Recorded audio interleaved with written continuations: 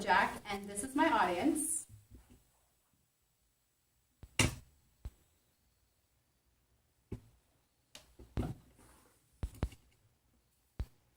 So, if you will, imagine that you are running outside. You can feel the wind running through your hair. You can feel the warmth of the sun on your skin. You can hear the birds chirping, and you're excited to go and see your friends.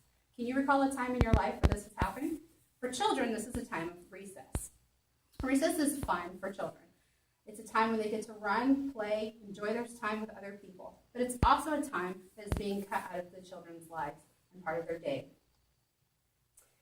The University of Michigan has done, from their studies, found that there is 44% of schools that have cut back on physical education and recess time in order to concentrate on reading and math. I have been working with children for over 18 years.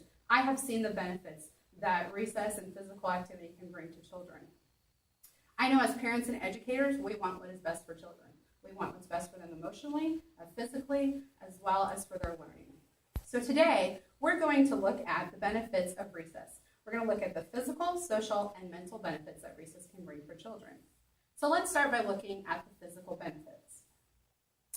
Here, according to the Center for Disease Control and Prevention, you can see that the increase of childhood obesity is on the rise.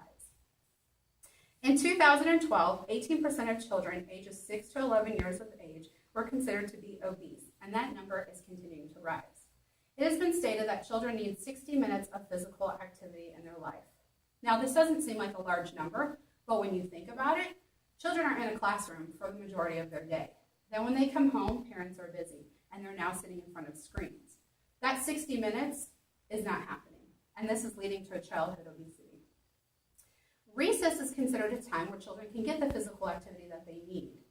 Children don't see this as exercise, they see this as fun, and that is what we need to promote for children. Fun activity time, where they can get that physical activity that will help benefit their overall needs. According to Fit America, physical activity can have an impact on cognitive skills and attitudes and academic behavior, all of which are important components of improved academic performance. So, how can we expect children to learn and to do well on their standardized tests if we're not allowing them to have that activity in their life that they need in order to get the better benefits of healthier beings? Now let's look at the social benefits of physical activity. Well, it's interacting with others. We want children to be able to learn how to interact. We want them to grow up, to be able to keep jobs, and to be able to do with others and socialize with others. A physical educator, Jim Sears, says, playing ball can teach sharing, negotiation, and turn-taking. As we look at children playing here, we can see that they're interacting with one another. They're learning about rules of the games, and they're learning how to communicate with each other. They're also learning that their way is not always the best way. And for children, we need to teach them that there is not always a winner. It is okay to lose. And as we see children play, they're learning this aspect of life. The University of Michigan did a study in which they found that basic social skills form pair relationships that cannot be learned inside the classroom. So we're learning that as children are in a classroom, we are teaching them academics, but they're not learning about social life.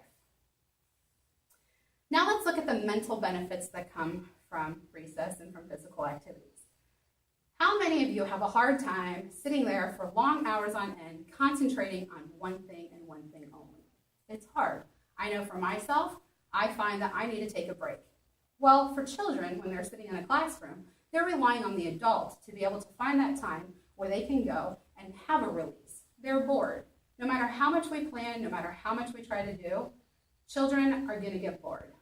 It's normal. It happens. I've seen it. I've tried to plan for it. So what do we need to do for them? Well, we need to provide them a time where they're not going to get fidgety, they're not going to get antsy, and they're not going to become bored. Recess helps with this. Recess is that release that children will need. They can get that release of energy. They get to exert themselves in a way that is not going to harm anybody else, and it's also not going to interrupt their learning. So no matter what teachers do, they need to be able to plan for this. By allowing time in their day for recess, teachers will be able to meet those needs of children. Celeste Fernandez is a 4th grade teacher at Happy Hollow School in West Lafayette, Indiana. She struggled and struggled for months to watch that her children were not able to focus. They were getting bored. They were having a real hard time in her classroom. So she decided to implement what she called as brain breaks. During this time, she took her children outside. She allowed them to take books with them, to play with one another. She offered games. She offered equipment to play with, as in balls. She also used this time to talk to them about what they were doing.